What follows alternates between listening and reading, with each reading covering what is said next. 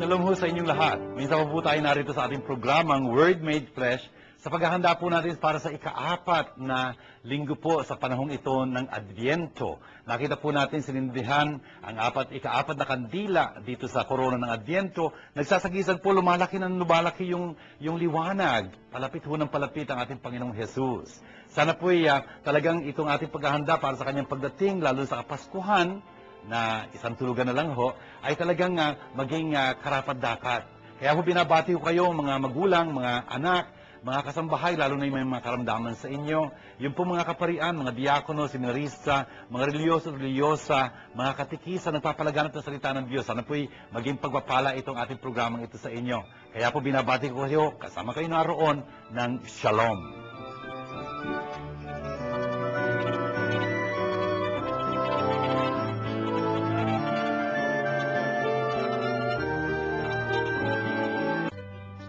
Ang Word Made Flesh ay masayang nakikibahagi at malugod na sumusuporta sa pondo ng Pinoy.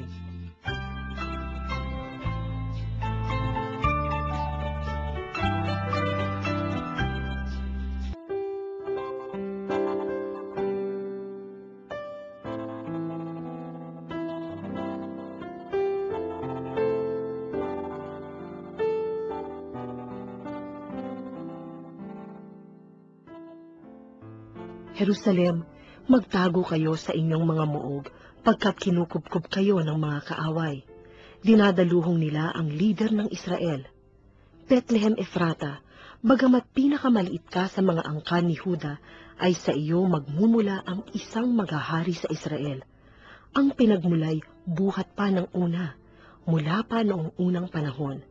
Kaya nga, ang bayan ni Yahweh ay ibibigay niya sa kamay ng mga kaaway, hanggang sa isilang ng babae ang sanggol na maghahari. Pagkatapos, babalik sa Israel ang nalabi sa bansang ito. Pagdating ng haring yaon, pamamahalaan niya ang Israel sa pamamagitan ng kapangyarihan ni Yahweh. Taglay niya ang kadakilaan ng pangalan ni Yahweh na kanyang Diyos. At ang Israel ay mamumuhay na ligtas, sapagkat ang haring yaon ay kikilalanin ng buong sanlibutan. Ito pong ating unang pagbasa ay hango sa kay Propeta Micah, chapter 5 po. At dito po tayo nandito sa ika-4 na linggo sa Adviento. Naghahanda po tayo sa pagdating ng Panginoon. At dito po sinasabi sa atin ni Propeta Micah kung saan ipapanganak si Jesus. Kung tutusin ho, ang lapit-lapit na ho ng Kapaskuhan. Ito ho yung ika-4 na linggo, ibig sabihin, pagkatapos po nito, Pasko na. Isang tulugan na lang o something that way. And so, dito po sa ating pagbasa, sasabihin niya, at ikaw, Bethlehem Ephrata, napakaliit mo sa lahat ng mga angkan sa Huda, pero mula sa iyo magmumula ang siyang mamumuno sa aking bayang Israel. At ang kanyang pinagmulan ay mula pa doon sa mga napakatagal na mapanahon na. Sabi niya ganyan. Friends and sisters, tignan nyo itong Bethlehem Ephrata. Ibig sabihin ito, yung Bethlehem ho, ibig sabihin ng Bethlehem ay bahay ng tinapay. For example, Lechem, ibig sabihin tinapay. Beit, Bayits, ibig sabihin bahay, di ba? Bethel, for example, we hear Bethel. Bethel, bahay ng Diyos. Parang ganyan. Ito naman, ito yung Bethlehem dun sa Ephrata. Ito ho'y malapit na malapit lang sa Jerusalem. Kung tutuusin ho, talagang totoo yung awit, O little town of Bethlehem. Dito ho galing yun. Too small to be among the clans of Judah. Talaga, it is a small town. Kung tutuusin, very insignificant. Pero kaya lang, doon ho nagmula, kung tutuusin, si Haring David. Oo, napakaliit niya, pero tulad ng pinangako ng Diyos kay Haring David, nakikita ho natin doon sa ikalawang aklat ng Samuel, chapter 7, verse 14, talagang dito sa maliit na lugar na ito, isisilang ang talagang mamumuno sa bayang Israel. Brothers and sisters, binabasa ho ito ng Ecclesia, ng church, in order to understand that Jesus is really from there. In fact, Jesus will be born in Bethlehem. Siya ho ang magsasakatuparan nitong pangakong ito ng Diyos. Napaka-importante yung maintindihan ito para sa atin, para sa atin. Notice, as I always tell you, the church, pagka binabasa niya para sa atin itong mga pagbasang ito, is not giving us history lessons, you know, kundi it is helping us learn from history. Yung mga propeta ho, pinababasa sa atin upang tayo rin masanay, tumingin sa malayo, tumingin sa malayo. Yung mga propeta ho, talagang they had a forward glance, you know, yung kanilang iniuhula, yung pinasasabi sa kanilang Panginoon, madalas tungkol sa kinabukasan pa. You know, tinutulungan tayo ng ecclesia, ng church, na talagang, lumingon doon sa malayo, magkakatotoo ang pangako ng Diyos. Hindi lang ho noong una, sa atin din ho. Huwag tayo manghinawa, huwag tayo masiraan ng loob. Kahit na dumadaan tayo sa mga pagsubok, mga paghihirap na ganyan, yun hong pangako sa atin ng Diyos, hindi napapako, nagkakatotoo. Etong si Jesus hong ito, isinilang siya doon sa Bethlehem. At sa ganun parang natupad yung pangako ng Diyos. Nagsisilang siya doon. Yung mga pangako ng Diyos ho, tungkol sa ating mga sarili din, yung gantimpalang inilalaan niya para sa ating katapatan, yung kaginawahan, yung kalayaan, yung kapayapaan na handog niya sa atin kung maging tapat tayo sa Kanya, ay talaga hong hindi maglalaho yun, magkakatotoo. Tingnan nyo, ang sinasabi dito sa pagbasa natin, He shall stand firm, you know, sa verse 3, and shepherd His flock by the strength of the Lord, in the majestic name of the Lord. Totoo ho yun. Ito ho si Jesus, ang ating magiging butihing pastol, at siya'y mamumuno sa atin. At ang hindi lang yun, ang maganda ho nito, in verse 4, He shall be peace. You know? Siya'y talaga magiging kapayapaan. Sabi nga San Pablo, from brothers and sisters, sa Ephesians chapter 4, verse 14, chapter 2, verse 14, na itong Jesus na ito, ang ating kapayapaan. Jesus really brings us peace. At yun ho ang inaasam-asam natin sa paghahanda natin ito para sa Kapaskuhan. Si Jesus ho, na isisilang, gugunitin natin pagsilang sa araw ng Pasko, siya ho ang ating kapayapaan. Sana ho, datnan niya ang ating mga pusong handang-handang tanggapin ang kapayapaan yun. Yes, let there be peace on earth, but let it begin with me.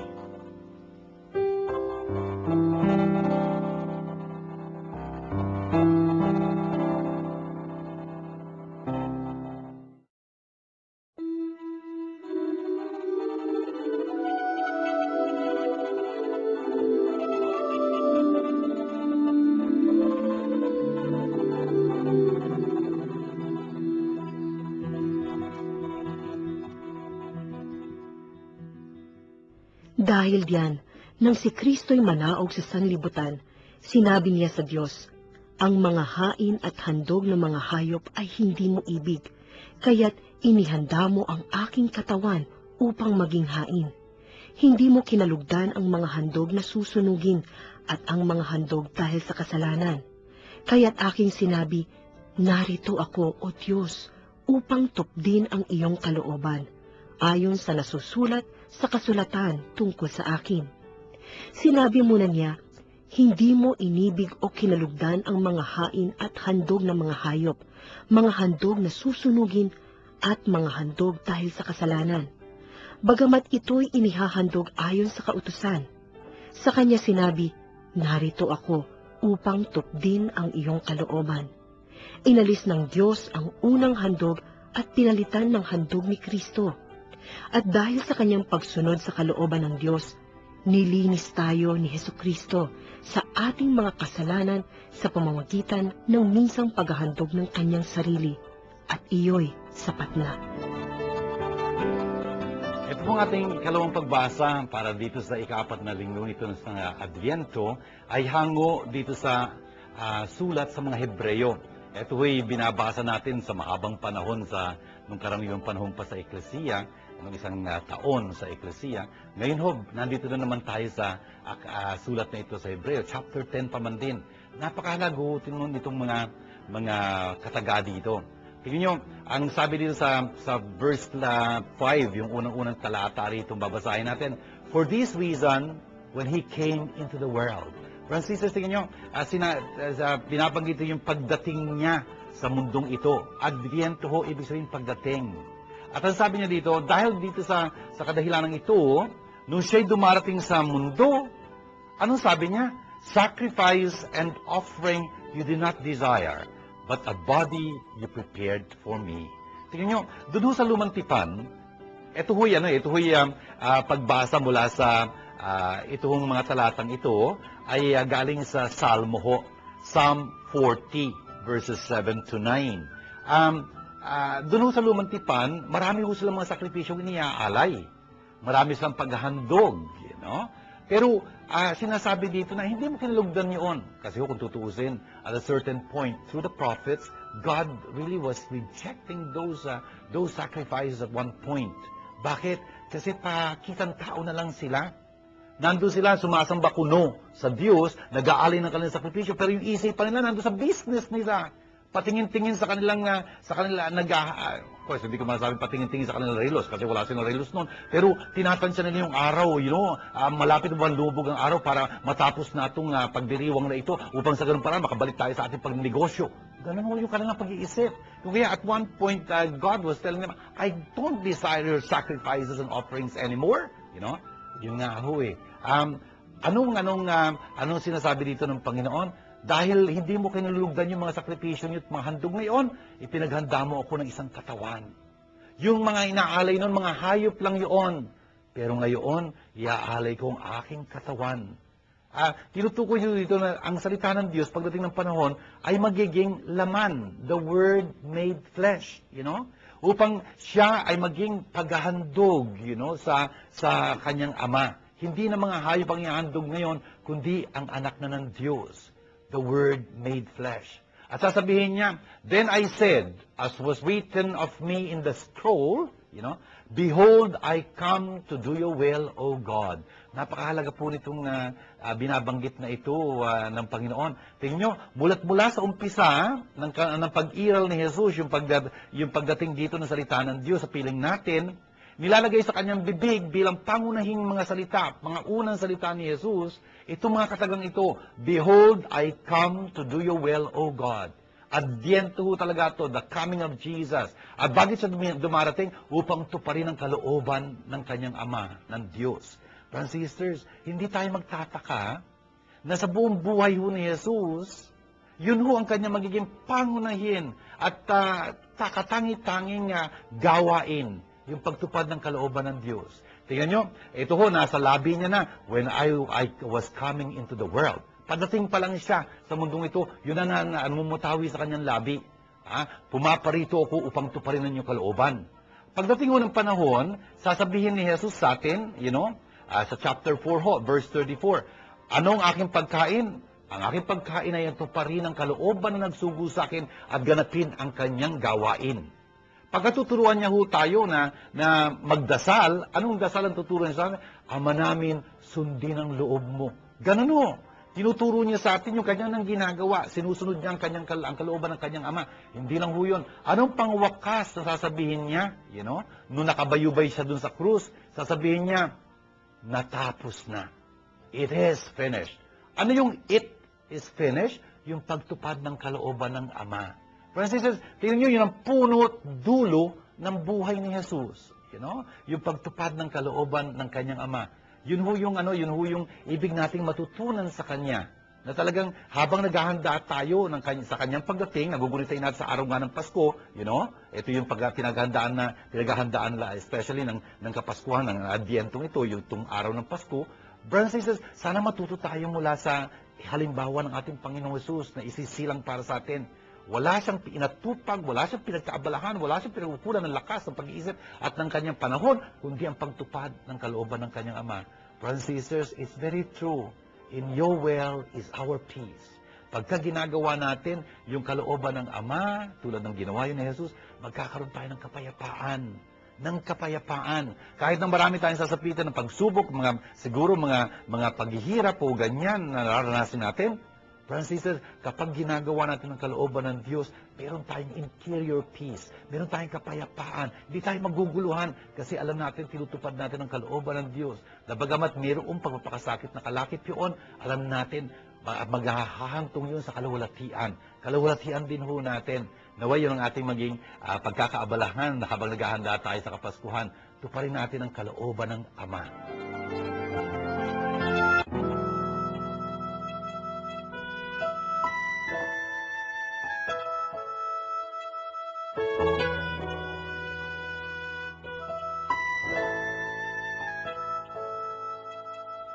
Sumainyo ang Panginoon. Magandang balita ng Panginoon ayon kay San Lucas. Hindi nagtagal at si Maria'y nagmamadaling pumunta sa isang bayan sa kaburulan ng Huda. Pagdating sa bahay ni Zacarias, binati niya si Elizabeth. Nang marinig ni Elizabeth ang bati ni Maria, naggagalaw ang sanggol sa kanyang tiyan. Napuspos ng Espiritu Santo si Elizabeth at buong galak na sinabi, "Pinagpala ka sa mga babae at pinagpala rin ang dinadala mo sa iyong sinapupunan. Sino ako upang dalawin ng ina ng aking Panginoon? Sapagkat pagkarinig ko ng iyong bati ay nagagalawang sa tuwa ang sanggol sa aking tiyan. Mapalad ka sapagkat nanalig kang matutupad ang pinasabi sa iyo ng Panginoon." Ito mga kapatid, magandang balita ng ating kaligtasan. Mga kapatid, tingnan niyo po itong ebanghelyo na babasahin natin, binabasa sa kapistahan po ng ika-4 na linggo ng Adbyento. Ito po yung salaysay ng pagdalaw ni Maria kay Elizabeth, hindi po ba? Yung second mysteries and the joyful mysteries in the Rosary. The point is, ano nga ba nangyari dito? Sabi dito, during those days, si Maria ay nagmamadaling naglakbay papunta dun sa kaburulan ng Huda. Ano yung lugar na yon? According to tradition, this is Ain Karim. You know, Ain Karim. Ain, ibig sabihin yung bukal o yung balon. Tapos Karim, yung vineyard, yung orchard, ganon. Pagka nagpunta ho kayo doon sa lugar na yon, makikita niyo pa may bukal dong malaki na pinag-aagusan ng tubig. Doon ho umiigib yung mga tao kung tutuusin. Brothers and sisters, nagmamadaling pumunta si Maria doon sa lugar na yon. Huwag ho natin akalain na ang lapit-lapit nun, you know. Pagka ho binabasa natin ang Biblia, dapat meron tayong sense of, geography and history. Pagka sinabi mo yon, dapat alam mo yung kung saan nangyayari yung lugar na yon. Gano'ng kalapit ba yon? Gano'ng kalayo ba yon? Kailan ba yon? Brothers and sisters, ang nilakbay ni Maria dito ay hindi ho napakalapit. Parang galing siya sa Tarlac, nagpunta ng Maynila. Ganon ho yun. Hindi madali At ito ho, lakaran to. Lakaran to. Kung meron man siyang donkey, baka donkey o something like that. Pero sabi naman sa inyo, matagtag talaga ito pagka nagkataon. At paahon pa nga ho ito, paahon. It is when you come from Nazareth, where she was, for example, and you go to Jerusalem, alam niyo ba kung ano aakyatin nyo? 1 kilometro ho. 1 kilometro. Kasi Nazareth is something like about 300 meters below sea level. Tapos ang Jerusalem is 770 meters above sea level. Kaya 300 plus 700, 1 kilometer ho yun, Anyway, hindi ho madali yung usapan. I hope you appreciate that, Importante yung pagka binabasa natin ng Biblia, naintindihan natin, ano bang action to, Ano bang nangyayari dito? Madali lang ba ito? Nagpasyal lang ba siya? Hindi ganun yun, malayo yun. Anyway, the point is, ayan, ba't siya pumunta ron sa Ain Karim na yun, doon sa may Jerusalem na yun? Bakit nga ba? Kasi yung inihula ng anghel sa kanya yun Merong nagdumulog ang anghel kay Maria, the angel of the Lord declared unto Mary, yung sa Angelus natin yun. At tapos, sinasabi sa kanya na inaanyayahan siya ng Diyos na maging ina ng Diyos. Kasi parating na ang anak ng Diyos, malapit na ang kaligtasan. Jesus was coming and therefore salvation about to begin. And so this is kaya natin binabasa ito din sa Adbyento ito, dumarating na si Jesus, malapit na. Ito nga pag-uusapan dito si Elizabeth, siya ho magdadalang tao nung maghahanda ng daraanan para kay Jesus, ay yung narinig natin noong unang linggo ng Adviento, John the Baptist. Anyway, dito ho, nung inihula ng anghel sa kanya, inaanyayahan siyang ganyan na maging ina ng Diyos, hindi ka panipaniwala yung sinasabi ng anghel. Biro mo, birhin siya, magkakaanak siya, etc. Tapos sabi ng anghel sa kanya, okay, bilang tanda sa iyo na ang sinasabi ko sa iyo totoo, bibigyan kita ng hudyat. Natandaan mo ang iyong pinsan, si Elizabeth? Siguro sabi ni Maria, oo, matanda na po siya. Sa kabila ng kanyang katandaan, alam mo, siya'y nagdadalang tao. Ika-anim na buwan niya na ito. Ano? Talaga ho? Ay, oo. Iyon ang palatandaan sa iyo. Natutuot yung sinasabi ko. Brothers and sisters, palatandaan yon. Bakit? Kasi si Maria nasa Tarlac, si Elizabeth nasa Maynila. Wala akong texting nun, Hindi ka pwedeng tumawag na mag-text nun. Hindi ho. Kinailangan niya talaga bisitahin niyo. Walang television nun, Hindi mo makikita talaga ito kung hindi mo pupuntahan. Kung kaya, dadalawin niya si Elizabeth para makita yung katotohanan ng sinasabi ng, oo nga naman, tignan mo ito. Sa kabila ng kanilang katandaan, magkakaanak sila. Yun ang ginawang palatandaan ng anghel, yung pinasasabi niya, yung anghel, yun na yun, yung magandang balitang yun, ang binibigay niya kay Maria, talagang totoo. Yun nga ho, dumating si Maria dito sa tahanan ni Elizabeth, ni Zacarias. Si Zacarias ho, ito yung asawa ni Elizabeth. Ano po? At binati niya si Elizabeth. Ano kaya pagbati niya? Shalom alayik, something like that, or shalom lach, something like that. Ang kapayapay sumaiyo, sabi niya ganyan kay Elizabeth. Tapos nung narinig ni Elizabeth yung pagbati ni Maria, nagagalaw yung kanyang sanggol, 6-month-old na ito sa kanya sinapupunan, siguro yung mga nanay dito, they can relate to that, no? Yung kanilang baby sa kanilang tiyan, gumagalaw na ganyan. Tapos, ang sabi dito ho, sa verse 41, si Elizabeth, puspos ng Espiritu Santo.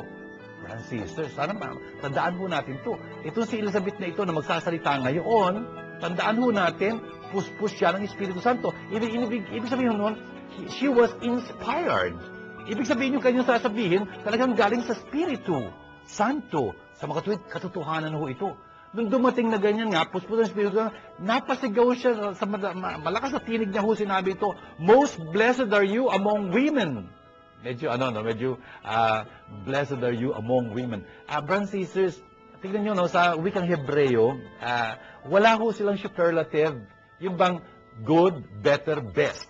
Beautiful, more beautiful, most beautiful. Wala ho sila nung most beautiful. I mean, hindi nila masasabi sa lingwahe nila. Kaya, ano sasabihin nila? Siguro, uulitin nila yung salita. Kunyari, King of Kings. Ano ibig sabihin nun? The most, the greatest king. Lord of Lords, the greatest Lord. Song of Songs. Ano ibig sabihin? MRS, most requested song. Parang ganun yun. Yun ang ibig sabihin nung superlative para sa kanila. Hindi nila masabi yung most. Wala ganun yun Kaya dito sasabihin, Mary, you are blessed among women. You're blessed among women. Ibig sabihin, you're the most blessed. Ang ibig sabihin nun. Ikaw ay lubos-lubos ang pinagpala. At ang dinadala mo sa iyong sinapupunan ay pinagpala rin. Brothers and sisters, tingnan nyo sinabi ito ni Elizabeth, puspos ng Espiritu Santo. Ibig sabihin, sa udyok ho ng Espiritu Santo niya sinasabi ito. Napakahalaga po noon. Tingnan nyo itong mga katagang ito na ginagamit ho natin sa Aba Maria, di ba? The Hail Mary. Hail Mary, full of grace, the Lord is with you. Blessed are you among women, and blessed is the fruit of your womb. Dito ho galing to kay Elizabeth. At itong mga katagang ito, inspired ho ito. Hindi ho galing sa kanyang sarili ito, galing ho ito sa Espiritu Santo. I hope you understand that. You got to read that text in context, Kung kaya yung Hail Mary yan is coming from this, from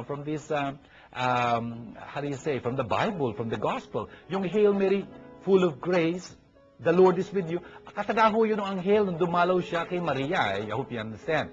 Tapos, sinabi pa dito ni Elizabeth sa verse 42, paano nangyari na dadalawin ako ng ina ng aking Panginoon? And how does it happen that to me that the mother of my Lord should come to me? Francis, napakahalaga po din ng sinasabing ito ni Elizabeth. Paano nangyayari na dadalawin ako ng ina ng aking Panginoon? Can you imagine? Paano niya naraman to? I mean, sabi sa inyo, walang texting nun, walang telepono nun, Paano niya nalaman na yung balita na si Maria, nagdadalang tao? Si Jose siguro hindi niya alam yun eh. I hope you understand, there is a problem here. Si Elizabeth, nahuhulaan niya kung ano yung nangyayari kay Maria, dala-dala niyang ganyan sa kanyang tahanan, kaya nagagalaw yung sanggol, sabi niya, when the sound of your greetings reached my ears, the baby, the infant in my womb, it started, moving about because of joy, sabi niya. Kasi napapalapit na talaga ang kaligtasan. At ang sabi dito ni Elizabeth, how is it that the mother of my Lord, brothers and sisters, it is very important when you read scriptures to see what are the implications of the words. Hindi lang yung tahasang sinasabi, kundi yung ano yung nilalaman ng sinasabi. Tandaan ho natin, sino nagsasalita dito? Si Elizabeth. Si Elizabeth, puspos ng Espiritu Santo, inspirado siya, in other words. Yung sinasabi niya dito, hindi danggaling sa sarili niya. Kasi paano niya nahulaan to? Hindi naman sinabi sa kanya ni Marina, wala mo, nagdadalang tao ko, at lalang to ng Espiritu Santo. Hindi niya sinabi yun. Pero nahulaan ni Elizabeth. Bakit? Kasi puspos nga siya ng Espiritu Santo. Yung dinadala ni Maria ay kagagawa ng Espiritu Santo. Kuya ang Espiritu Santo na naki Maria, naki Elizabeth, kaya napaalam kay Elizabeth, yun. She was inspired anyway. That's it. I mean, at ang maganda ho nito, Mother of my Lord, sa verse 43. Mother of my Lord. Tandaan natin, kung si Elizabeth ay Hudyo, iisa lang ho ang Diyos niya. Ang tawag niya doon sa Diyos na yun, Lord, Adonai, Yahweh. Tandaan ho natin yun. Sa mga tuwid ho, pagka sinabi niya, Mother of my Lord, sinasabi niya, Mother of God. I hope you understand that. Wala akong ibang Diyos ang mga Hudyo kundi the Lord, Yahweh, Adonai. Yun ho yun. Kung kaya dito ho, puspos ng Espiritu Santo, sinasabi niya sa atin, pinaparinig niya sa atin, pinababasa niya sa atin ngayon to eh. Binabasa ito ng Eklesiya ngayon sa atin, na si Maria talaga, ina ng Diyos. I hope you understand that. That's by implication. For example, just like Jesus, when he was in the temple, di ba, sabi, nawala si Jesus sa temple, hindi naman siya nawala. Yun na, una yung mga mothers niya, yung parents niya, kaya naiwan siya doon, nawala. Hindi siya nawala. Alam niya, hindi siya nawala, nandun siya sa templo eh. And the point is, nung nagkita-kita sila, hindi ba sabi ni Maria, why did you do this to us? You see, myself and your dad, we have been looking for you in anxiety. Tapos sabi ni Jesus, why did you look for me? Didn't you know that I should be my Father's house? Teka muna, nasan ba siya? Sa templo. Ano ba yung templo? Bahay ng Diyos. Sabi niya, nandun sa bahay ng kanyang ama. Sa mga tuwid, inaangkin ni Jesus, ang Diyos ay kanyang ama. Siyang anak ng Diyos. May implication, That's very important for us to understand what is implied in the text. Dito ho, sinasabi, Mother of my Lord, si Maria, sa mga tuwid, Mother of God siya. Nandito ho yun. And then at the end, dito ho sa verse 45, sabi niya ganyan, Blessed are you who believed that what was spoken to you by the Lord would be fulfilled. Brothers and sisters, napakahalaga po itong sinasabing ito ni Elizabeth kay Maria, puspos siya ng Espiritu Santo, ha? Ang sabi niya, napakapalad mo. Bakit? Nanampalataya ka kasi. Nang pinasabi sa iyo ng Panginoon, ay magkakatotoo at magkakatotoo. Brothers and sisters, napakahalaga po noon. Tingnan nyo, bakit mapalad si Maria? Bakit siya pinagpala? Dahil siya'y nanampalataya. It's always like that, brothers and sisters.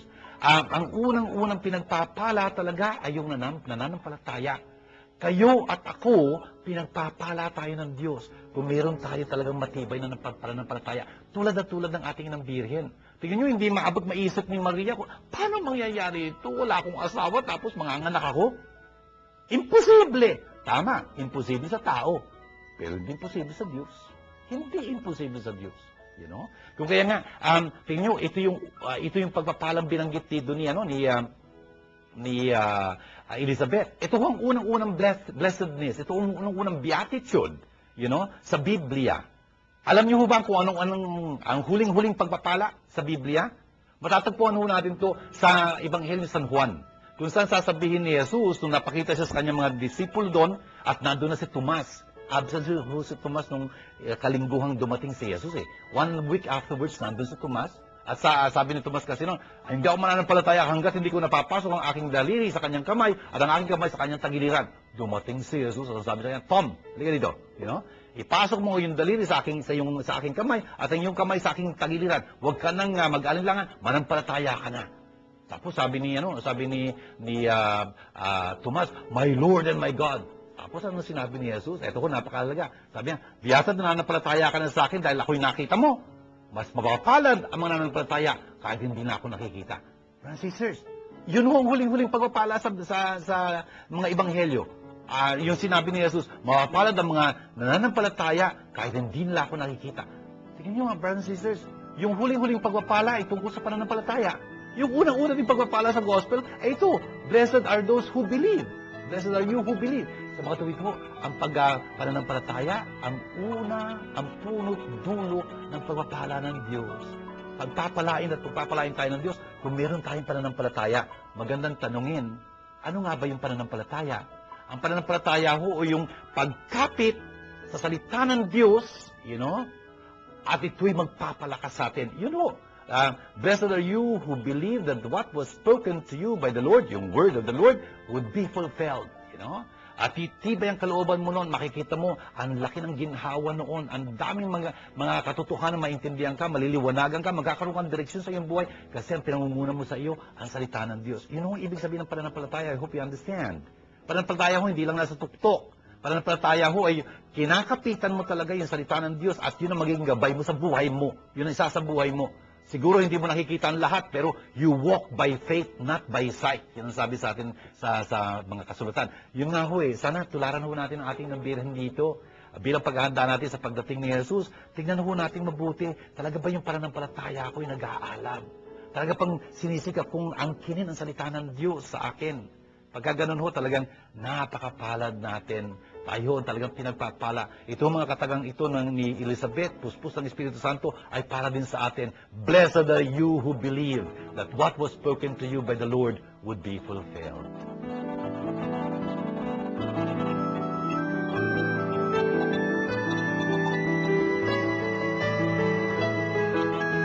Dito po sa puntong ito, gusto kong komentuhan ang mga pagbasa sa araw po ng Pasko. Kasi ito ang pinaghahandaan natin, ang Kapaskuhan, na napakagandang panahon po, lalo na dito sa ating bansang Pilipinas. Nako, tayo mga Pilipino, ang hilig natin sa Pasko, dala-dalawa Pasko natin. Pasko ng pagsilang, Pasko ng muling pagkabuhay. The point is, sa araw ng Pasko, meron hong misa sa kinagabihan, yung midnight mass ho, mass in the evening. Ang gospel ho doon ay Luke chapter 2, 1 to 14. Ibig sabihin, yun kung paano isisilang si Jesus. At sasalaysay doon, magkakaroon ng isang census. Census na kinailangan bawat isa umuwi sa pinanggalingan ng kanilang angkan. Kunyari kung si Father June ang pinag-uusapan, pagka ganito ang census, ibig sabihin, bagamat tiga Maynila ako, dapat uuwi akong Pampanga. Bakit? Tiga rin ang dati ko eh. Ito rin si Jose, dahil siya'y galing sa angkan ni David, si David sinilang sa Bethlehem, Kung kaya kinailangan ni Jose pumunta sa Bethlehem, doon siya magpapalista, doon siya magpapasensus. Kasama niya noon si Maria na malapit na magsilang. At doon aabutin si Maria ng kanyang kapanganakan, yung paganganak niya, doon sa Bethlehem. Kaya, oh little town of Bethlehem, doon sisilang si Jesus.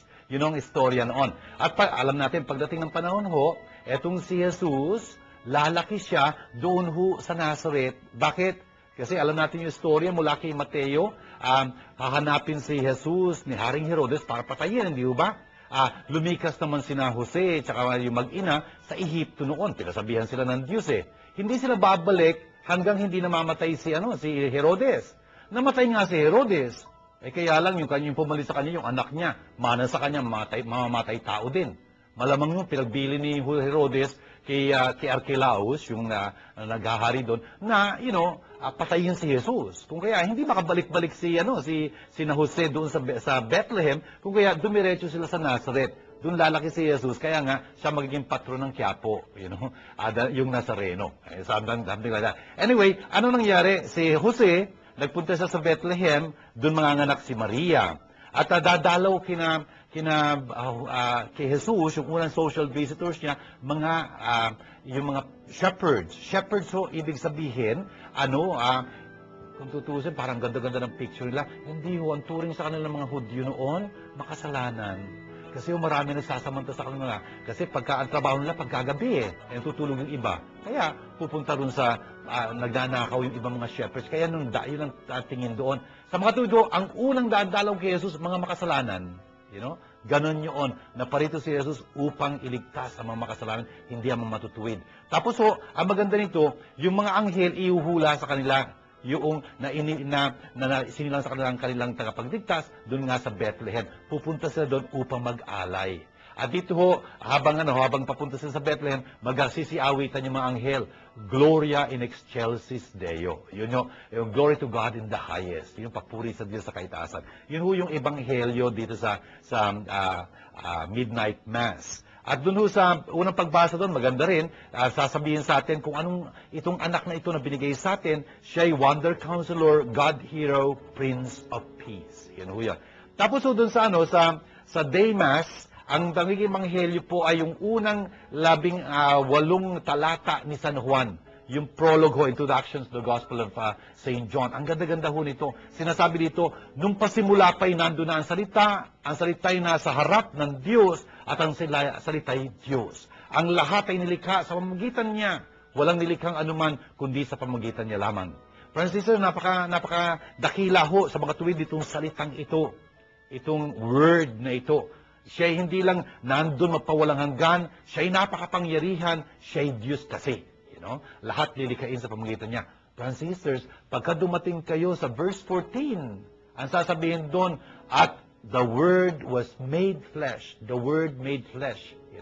At ang salita'y magiging laman. Laman ho, ibig sabihin, karukhaan, kahinaan, kawalan. Can you imagine the contrast? God so being powerful in chapter 1, verses 1 and up to 3. Tapos sa verse 14, naging baliwala siya. Parang ganon. Para ho makisalamuha ang Diyos sa atin, nagpakababa siya. Para maintindihan niya tayo, parang ganun ba? Naging tao siya tulad natin. Kung kaya hindi tayo dapat matakot sa Kanya. Sino ba natatakot sa isang baby?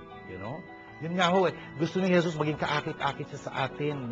Kaya naging salita siya. Yun ho ang programa natin, Word Made Flesh. Ito ho ang kapistahan itong programang ito. Sana pagdasal natin makapagpatuloy pa ito sa paghahatid ng magandang balita.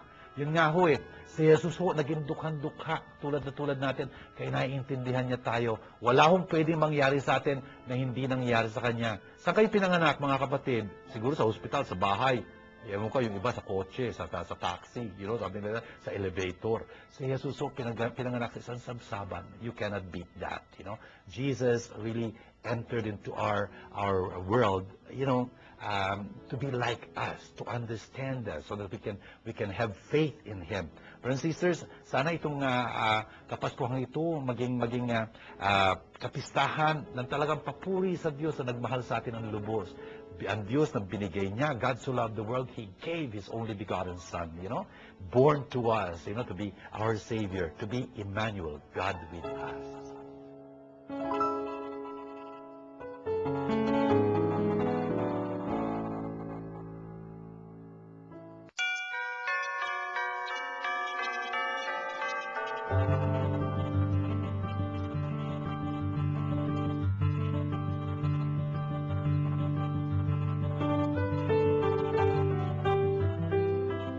Bakit po mas tanggap ng Diyos ang mahirap kaysa mayayaman?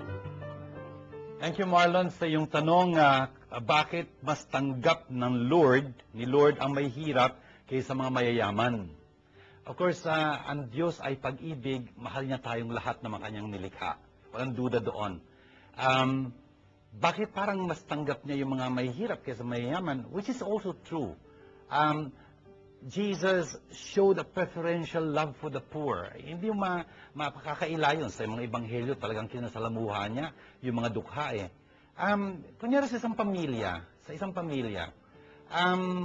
palagay ko, kung talagang marunong yung mga magulang at talagang mapagmahal, mahal na lahat ang kanilang mga anak. Natural, dapat lang, Pero pag may sakit yung isang anak, Makikita mo, puspos, buhos talaga yung pagkalingat lahat ng nanay, ng tatay, doon sa may sakit.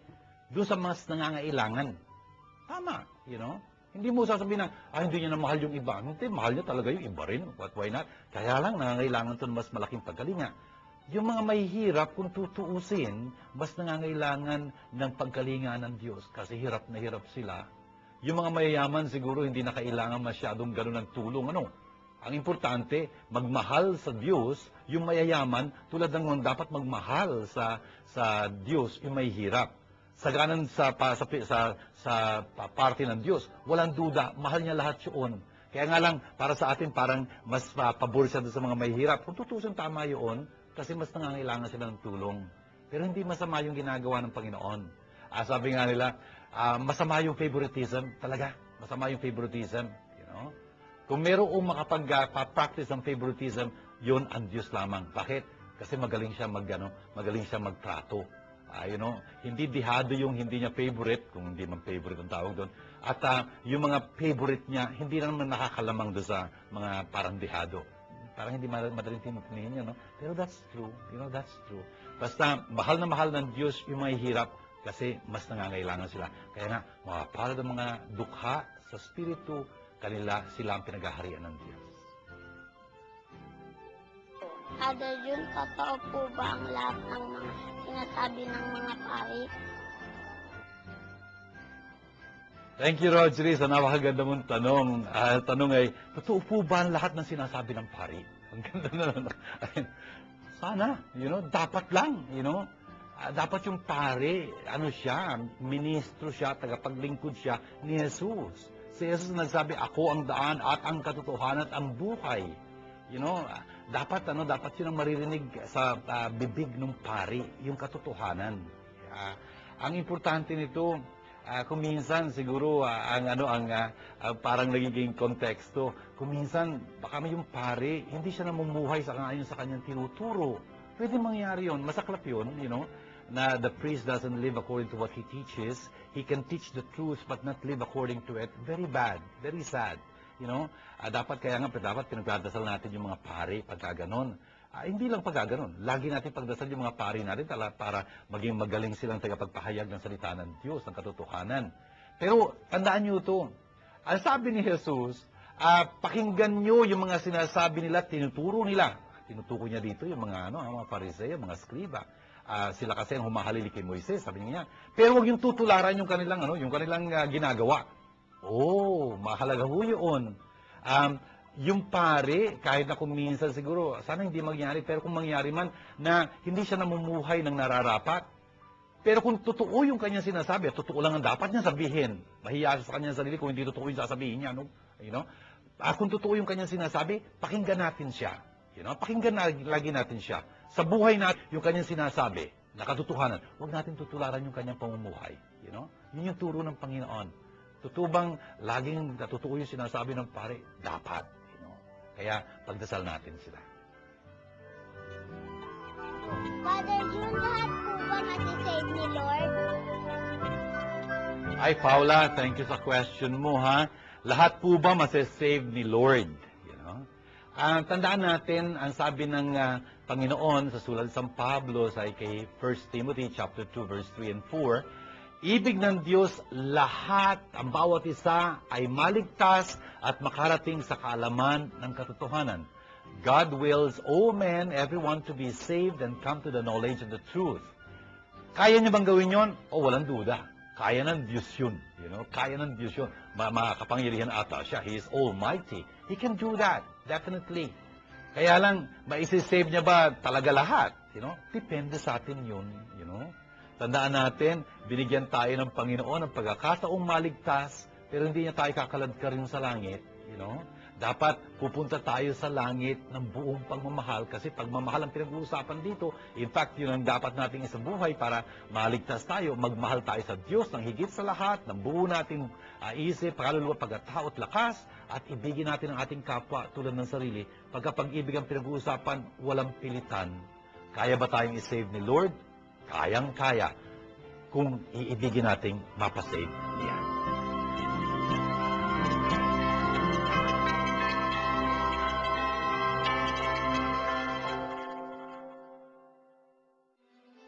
Shalom. If you have been blessed by this program, please know that God needs your financial help to continue Word Made Flesh TV show in its mission of touching more lives. For your donations, please contact the following numbers. Father Jun Lingard, SDB at 823-9263 or 823-9220 or 0917-833-0863 or Miss Nitz Castro at 527-3952 or 0917-629-1851 or make your deposits to Word Made Flesh Foundation Incorporated, PPI account number Philippine Pesos 0011165362 or our dollar account 0014151206. I'd like to thank you on behalf of Word Made Flesh Foundation. Shalom.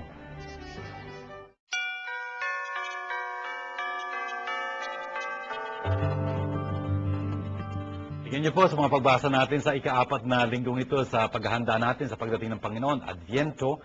Tayo po'y talagang napaalalahanan ng napakaraming mga bagay. Unang-una sa unang pagbasa mula kay Micah chapter 5, pinaalala po sa atin kung saan sisilang si Jesus sa Bethlehem. Sa Bethlehem na napakaliit, pero doon manggagaling ang tagapagligtas. Brothers and sisters, huwag nating, baliwalain ang maliliit, you know.